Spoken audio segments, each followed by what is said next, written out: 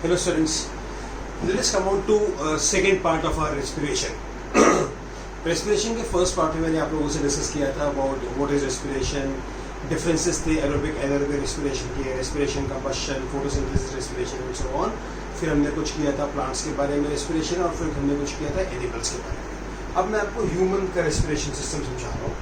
ठीक है, proper system diagram आपकी बुक में पूरी गिवन है. Drawing is not good, diagram मैंने नहीं बनाया है. आपके पास जो केम्ब्रियन की हमारी बुक्स है उसमें पेज नंबर 16 पर प्रॉपर डायग्राम गिवन है. मैं आपको इसका पूरा स्ट्रक्चर समझा रहा हूँ कि होता कैसे है. रेस्पिरेशन तो पता है ना, intake of oxygen, breaking down of food and then giving out of carbon dioxide water vapours. सबसे पहले हमारे pair of nostrils, nose. Pair of nostrils हैं जहाँ से एयर हमारी बॉडी के अंदर आती है. पेयर ऑफ नॉस्ट्रल्स से एयर होते हुए नेसल कैविटी में जाती है. नेसल कैविटी, इस नेसल कैविटी में म्यूकस होता है. म्यूकस इज चर्बी टाइप चीज, लाइक जैसे जब कभी जुकाम लगता है तो जो नोज से फ्लोट करता है दैट इज म्यूकस. तो हमारे नोज में जो म्यूकस होता है वो म्यूकस इस जो एयर हमने इनहेल करी है इस एयर में जितने भी डस्ट पार्टिकल्स हैं उनको रिमूव करता है और एयर को थोड़ा सा वार्म बना देते हैं ताकि एयर बॉडी के अंदर जा सके और बॉडी के टेम्परेचर से मैच कर सके. पेयर नॉस्ट्रल से होते हुए नेसल कैविटी से होते हुए एयर जाती है फेरिंक्स में. फेरिंक्स एक प्रॉपर एक हम बोल सकते हैं पैसेज है कि यहाँ से होते हुए उसने एयर में फेरिंक्स से होते हुए ग्लॉटिस से जा रहे हैं. अच्छा, अब देखो ये जो हम एयर को इनहेल करते हैं वो पेयर ऑफ नॉस्ट्रल से करते हैं, बट कभी कभी हम लोग सांस मुंह से भी लेते हैं, ऐसे ऐसे भी करते हैं. जब हमें बहुत तेज सांस चाहिए होता है व्हाट वी डू इज हम माउथ ओपन करके वहाँ से भी सांस लेते हैं. डिफरेंस, जब हम माउथ से सांस लेते हैं एक एडवांटेज होता है कि ज़्यादा वॉल्यूम ऑफ एयर इकट्ठे आ जाती है. नॉस्ट्रल से कम वॉल्यूम ऑफ एयर जाती है और माउथ ओपन करने से ज़्यादा वॉल्यूम ऑफ एयर चली जाती है. बट एक नुकसान ये होता है कि जब आप एयर को माउथ से इनहेल करते हो स्ट्रेट अवे तो ये जो प्रोसेस है नेसल कैविटी से जो एयर ने जाना है, जो म्यूकस डस्ट को रिमूव करेगा, थोड़ा सा एयर को गर्म करेगा, वो प्रोसेस नहीं होता, स्ट्रेट अवे माउथ में चली जाती है. एक एडवांटेज है माउथ से सांस लेने का, एक डिसएडवांटेज भी है. ओके, और हम तकरीबन एक दिन में 18,000 to 24,000 के आसपास सांस लेते हैं. दैट डिपेंड्स कि हम कौन सी एक्टिविटी कर रहे हैं, कितना हार्ड वर्क कर रहे हैं, कैसे कर रहे हैं, उसके अकॉर्डिंग. हार्ड वर्क मतलब कितनी फिजिकल एक्टिविटी कर रहे हैं ताकि हमें सांस की जरूरत पड़े. Pair of nostrils, nasal cavity, mucus होगा, ये रिमूव करेगा डस्ट को और एयर को वार्म बना देगा. फिर ये एयर जाएगी फेरिंक्स में. फेरिंक्स एक पैसेज है जो कि एयर को आगे लेके जाता है. फेरिंक्स से एयर में जाना है ग्लॉटिस में. अब होता क्या है, ये जो एयर आती है ना, यहाँ पे एक ऐसी एक डिवीजन है जहाँ पर है ग्लॉटिस जिसे हम बोलते हैं एयर पाइप. यहाँ पर होता है ग्लॉटिस जिसे हम बोलते हैं एयर पाइप और यहाँ पे होता है विंड पाइप जिसे हम बोलते हैं ईसोफेगस. अब एयर यहाँ से आ गई है, अब एयर ने यहाँ पे जाना है या फिर यहाँ पे बोला राइट. तो और फूड भी ऐसे होता है कि फूड पाइप में जाना चाहिए और फूड एयर पाइप में नहीं जाना चाहिए. तो जनरली क्या होता है, ग्लॉटिस के ऊपर ना एक फ्लैप लाइक स्ट्रक्चर होता है. जब हम फूड खाते हैं तो और हमें सांस तो चाहिए होता है, बट फूड को फूड ग्लॉटिस पर लाएंगे, एयर पाइप में ना चला जाए, इसलिए एपिग्लॉटिस उसको कवर कर देता है ताकि फूड स्ट्रेट अवे इसी पाइप में जाए, फूड पाइप में जाए. और जब एयर आती है तो ये एपिग्लॉटिस ओपन हो जाता है और एयर को ग्लॉटिस में जाने का हेल्प करता है. जो फूड पाइप होती है एक्चुअली फूड पाइप और एयर पाइप साथ साथ होते हैं. आपने कभी ध्यान दिया होगा जब कोई इंसान बहुत ज़्यादा खाना खा लेता है या बहुत फास्ट खाना खाता है तो उसे सांस लेने में प्रॉब्लम आनी स्टार्ट हो जाती है. एक्चुअली होता क्या है, फूड पाइप और साथ में एयर पाइप. फूड पाइप है और साथ में यहाँ पे एयर पाइप.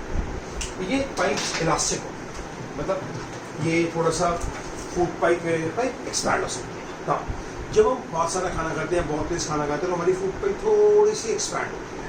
अब जगह इतनी है, इसी में एयर पाइप है, इसी में फूड पाइप है. जब फूड पाइप एक्सपैंड होगी तो ऑटोमेटिकली एयर पाइप छोटी हो जाएगी क्योंकि उतनी जगह में फूड पाइप को भी आना है और एयर पाइप को भी. फूड पाइप एक्सपैंड करेगी तो एयर पाइप थोड़ी सी छोटी हो जाती है.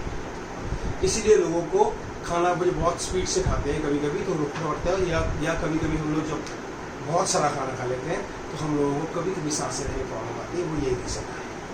फिलहाल मैं आ रहा था कि फेरिंक्स से एयर आएगी यहाँ से ये एक इस ग्लॉटिस पे जाना है, ग्लॉटिस के ऊपर एक फ्लैट प्लेट स्ट्रक्चर है जो बंद रहता है ताकि फूड उस तरफ जाए, और जब एयर आती है तो ओपन हो जाता है ताकि एयर ग्लॉटिस में जा सके। ग्लॉटिस से एयर जाती है ट्रैकिया में। ट्रैकिया के ऊपर एक ना वॉइस बॉक्स है जिसे हम बोलते हैं एडम्स एप्पल, जो वॉइस को प्रोड्यूस करने में हेल्प करता है, और ट्रैकिया के ऊपर होता है। ओके, ट्रैकिया से एयर को आगे जाकर डिवाइड होना है और ताकि हम प्रॉपर रेस्पिरेशन वाला प्रोसेस हो सके।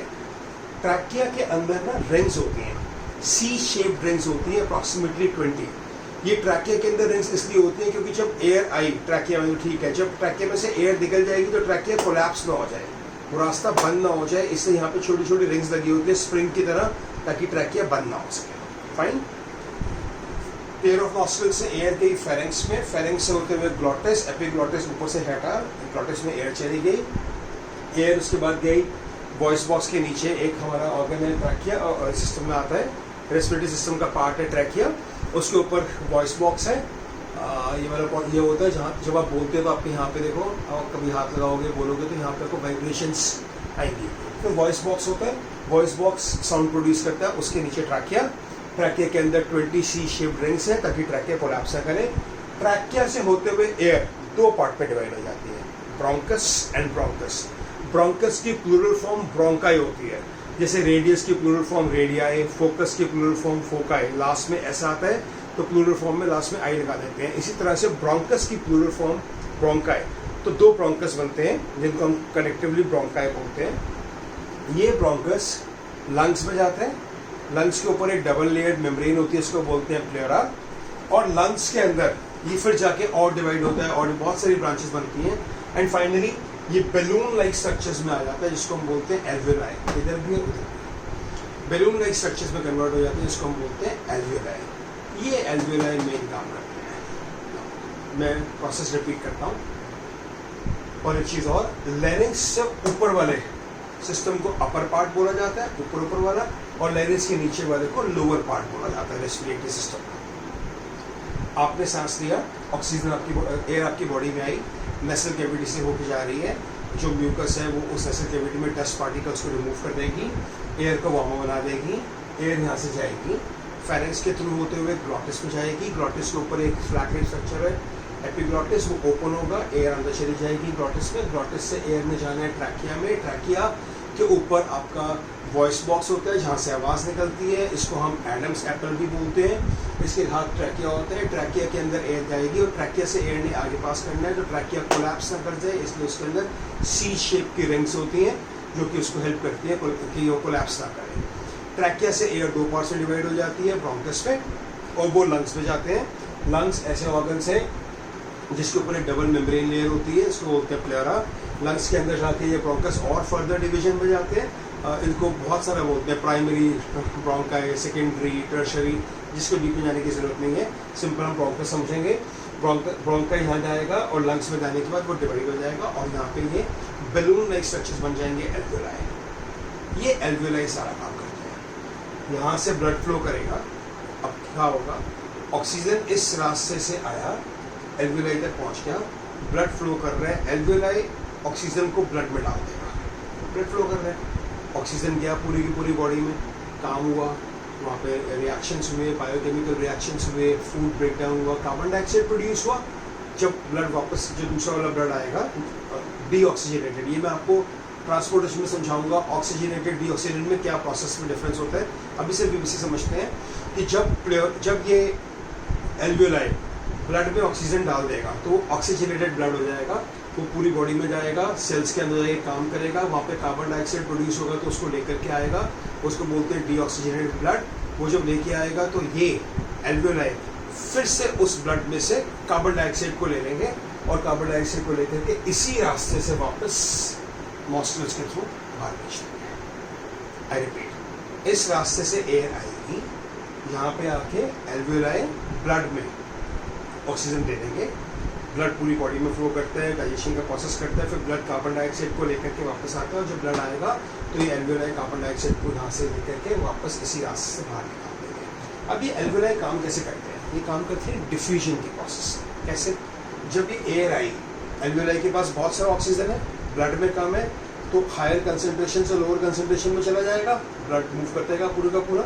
जब ब्लड कार्बन डाइऑक्साइड लेकर आएगा तो ब्लड के अंदर कार्बन डाइऑक्साइड ज़्यादा है और एल्वेलाई में कम है, तो कार्बन डाइऑक्साइड एल्वेलाई में आ जाएगा और ग्लासेस में आ जाएगा। ये बेसिक प्रोसेस है। पूरा डायग्राम आपके नोट्स में दिया हुआ है पेज नंबर 16 पे, आप एक बार देख लेना। और ये ब्लड जो है ना ऑक्सीजन को लेके जाता है पूरी बॉडी में। ये इसके ब्लड में एक पिगमेंट होता है हीमोग्लोबिन, मेन काम वो करता है। Haemoglobin is carrier of oxygen. अगर किसी की बॉडी में हीमोग्लोबिन अच्छी क्वांटिटी में है तो वो इंसान बहुत एनर्जेटिक होता है, उसकी बॉडी अच्छे से काम कर रही होती है। बट किसी की बॉडी में अगर हीमोग्लोबिन कम होएगा तो इंसान पेल लगेगा, वो जल्दी थक जाएगा, वो ज़्यादा काम नहीं कर पाएगा और वेट भी लूज होगा। ऐसा होता है अगर हीमोग्लोबिन बॉडी में कम हो। तो हीमोग्लोबिन बेसिकली आयरन से मिलता है हमें। जिन लोगों की बॉडी में हीमोग्लोबिन कम होता है उनको आयरन खाने के लिए बोला जाता है। आयरन मतलब आयरन की चीज़ें, पालक, एप्पल, ये सब चीज़ें खाने को बोला जाता है ताकि उनकी बॉडी में हीमोग्लोबिन का लेवल अच्छा हो सके। Fine, okay.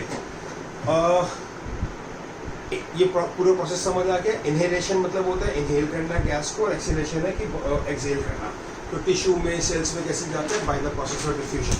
जब हम इनहेल करते हैं ऑक्सीजन पूरी बॉडी में by the process of diffusion जाता है, और जब एक्सहेल करते हैं तो by the process of diffusion again carbon dioxide आ जाता है। रेट ऑफ ब्रीदिंग जनरली मैंने बताया 18,000 to 22,000 टाइम्स हम ब्रीथ करते हैं। बट अगर हम पर मिनट के हिसाब से चलें तो approximately 15 to 18 times a minute, approximately 15 to 18 times a minute हम लोग ब्रीदिंग करते हैं। फाइन। और जब हमें ज़्यादा ज़रूरत होती है तो हम ब्रीदिंग को फास्ट कर देते हैं। जब हम बहुत डरे होते हैं या जब हम बहुत ज़्यादा एक्साइटेड नहीं, बहुत ज़्यादा जब डरे होते हैं या बहुत ज़्यादा हार्ड वर्क कर रहा होता है, फिजिकल वर्क, हमारी बॉडी को रिक्वायरमेंट होती है ज़्यादा एनर्जी की, तो हम तेज तेज सांस लेते हैं उस केस में। फाइन। बॉडी के अंदर फ्लो करने के लिए हीमोग्लोबिन हेल्प करता है ऑक्सीजन को कैरी करने के लिए। हमारी बॉडी में 12 to 18 ग्राम्स पर डेसीलीटर इतना हीमोग्लोबिन होना चाहिए। 12 to 18 इज गुड, बट 12 से अगर कम है तो इंसान को दवाइयाँ खानी चाहिए या फिर कोई नेचुरल चीज़ें खानी चाहिए जिससे कि उनकी बॉडी में ब्लड के अंदर हीमोग्लोबिन इंक्रीज कर सके। क्योंकि सांस आ तो रही, ऑक्सीजन आ रहा है, बट अगर हीमोग्लोबिन नहीं है या कम है तो पूरी बॉडी में अच्छे से फ्लो नहीं कर पाएगा, अच्छे से एनर्जी को फ्लो नहीं कर पाएगा। उसके बाद एक होता है carbon monoxide poisoning, carbon dioxide poisoning. Carbon dioxide तो बनती है लेवसी का। एक होता है कार्बन मोनोऑक्साइड पॉइजनिंग। अगर ऑक्सीजन की कमी है तो instead of formation of CO2 CO बनता है, and CO is carbon monoxide. अभी जो कार्बन मोनोऑक्साइड होता है ना, ये क्या करता है, ये सिस्टम को कोलैप्स कर देता है, सिस्टम को कोलैप्स करने की कोशिश करता है। मैं रीड कर रहा हूँ पेज नंबर 18 पर। Carbon dioxide gas is formed whenever a fuel burns in insufficient supply of air. Carbon monoxide gas is formed whenever a fuel burns in insufficient supply of air. Carbon monoxide binds very strongly with hemoglobin. ये hemoglobin से जाके attack करता है, bind करता है, and prevents it from carrying oxygen to the brain and other parts. और ये haemoglobin को बॉडी में अच्छे से मूव नहीं करने देता और ब्लड को ब्रेन तक और बाकी पार्ट तक नहीं लेके जाने देता। Due to lack of oxygen the person can not breathe properly. इंसान ब्रीथ नहीं कर पाता ठीक से। सो पहले वो अनकॉन्शियस होते हैं, अनकॉन्शियस स्टेज बढ़ती चली जाती है, and it can lead to death also. ऐसा बोला जाता है कि कभी अगर आप एक कमरे में सो रहे हो तो उस कमरे में कभी भी अगरबत्ती मत जलाते सो, राइट, या उस कमरे में हीटर मत ऑन करके सो। सब कुछ सारे दरवाजे खिड़कियाँ बंद हो तो हीटर चला के नहीं सोना चाहिए। प्रॉपर मतलब थ्रू आउट छोड़ दिया कि हीटर चलता रहेगा, ऐसा नहीं करना चाहिए। अगरबत्ती वगैरह जला के, धूप जला के कमरे को अंदर तक टोटली पैक करके नहीं सोना चाहिए। रीज़न, जब तक तो एयर में ऑक्सीजन अच्छा है तो कार्बन और ऑक्सीजन रिएक्ट करके कार्बन डाइऑक्साइड बना रहे हैं। सपोज आप सो गए, आपके कमरे में धूप अगरबत्ती को जल रही है, आप सो गए हो, या लेटर से हीटर आपने ऑन किया और आप सो गए, थोड़ी देर तक तो वो एयर का ऑक्सीजन कार्बन के साथ रिएक्ट करके CO2 बनाता रहेगा और आप कंफर्टेबल रहेंगे। स्लोली एंड स्लोली, क्योंकि आपने खिड़की दरवाजे सारे बंद कर दिए हैं, ऑक्सीजन का लेवल ड्रॉप करना स्टार्ट हो जाएगा। जब ऑक्सीजन कम होएगा तो ये जो कार्बन है अब CO2 ना बना करके CO बनाएगा, कार्बन मोनोऑक्साइड। आप तो सो रहे हैं, आपको नहीं पता क्या हो रहा है, आपको वैसे नहीं पता कार्बन डाइऑक्साइड कहाँ पे, ऑक्सीजन कहाँ पे। स्लोली एंड स्लोली आपकी बॉडी वो कार्बन मोनोऑक्साइड इनहेल करना स्टार्ट कर देगी। ऑक्सीजन तो इनहेल करती है और साथ साथ में कार्बन मोनोऑक्साइड आपकी बॉडी में आना स्टार्ट हो जाएगा। वो आपकी बॉडी में आना स्टार्ट हो जाएगा और आपकी बॉडी के अंदर जाके आपके बॉडी की हीमोग्लोबिन को रोकेगा, पूरी बॉडी में एनर्जी को फैलाने में। स्लोली ब्रेन तक भी ऑक्सीजन नहीं जाएगा, इंसान का ब्रेन काम करना बंद करेगा, स्लो हो जाएगा। बॉडी के पार्ट्स को जो ऑर्डर करता है, जो न्यूरॉन्स हमने पढ़े थे, वो सब के सब काम करना बंद कर देंगे, स्लो हो जाएंगे। And slowly it can lead to death also. ऐसा भी होता है कि किसी इंसान ने हीटर ऑन किया हुआ है और बहुत सारा टाइम नहीं हुआ, बट वो अनकॉन्शियस स्टेज में आ गया है, मतलब उसकी बॉडी रिस्पॉन्ड नहीं करती।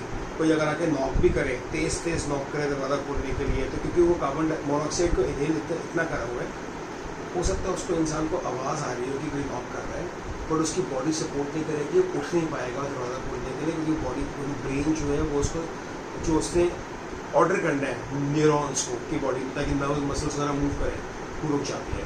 And it can slowly lead to death also. इसलिए कभी भी किसी भी कमरे में धूप अगरबत्ती जला के या हीटर जला के टोटली हर जगह से उस रूम को बंद नहीं करना चाहिए। Fine, okay. और सो दिस, हाँ, इसमें एक चीज़ और थी, वेंटिलेटर। कभी कभी जब इंसान की तबीयत बहुत ज़्यादा ख़राब होती है, जब वो एक अनकॉन्शियस सी स्टेज में आ जाता है और वो सांस को ठीक से नहीं ले पाता, तो डॉक्टर्स उसकी बॉडी में वेंटिलेटर लगा देते हैं। वेंटिलेटर ऑलमोस्ट उस टाइम लगाया जाता है जब लगता है कि जिंदगी बचाना बहुत मुश्किल है, सांस नहीं आ रहा है। एक बड़ी सी पाइप होती है वेंटिलेटर, वो पाउच से डालते हैं, वो क्या करते हैं सीधा ट्रैक्टर सिस्टम में डाल देते हैं ताकि ऑक्सीजन वहाँ से जाता रहे और बॉडी के अंदर काम होता रहे। जनरली ये ऐसा तब करा जाता है जब किसी इंसान का कोई ब्रीदिंग प्रॉब्लम बहुत ज़्यादा है, या जब किसी इंसान को कोई एक्सीडेंट हो गया, अनकॉन्शियस स्टेज में है, उसको बचाना चाहते हैं, तो वेंटिलेटर्स यूज़ करें जाते हैं। और आजकल तो आपने सुना होगा कोरोना के लिए बहुत सारे कोरोना के लिए वेंटिलेटर्स वगैरह यूज़ करे जा रहे हैं, क्योंकि इंसान को ब्रीदिंग प्रॉब्लम हो जाती है, सांस ठीक से नहीं आता है, उससे पहले यहाँ पे ट्रैकिंग सिस्टम बना देते हैं। फाइन, सो थोड़ा सा मैंने बताया आपको सिस्टम के बारे में, ह्यूमन सिस्टम के बारे में। आप इसको ऐसे बना लेना है, थोड़ा इजी हो जाएगा याद करना आपके लिए। बाकी मेरे नोट्स में आपको डायग्राम्स दिए हुए हैं सारे के सारे, और ये सब चीज़ें पॉइंट टू पॉइंट समझाएंगे। फाइन, इन केस कोई डाउट होगा तो हम क्लास में डिस्कस करेंगे। Fine, thank you.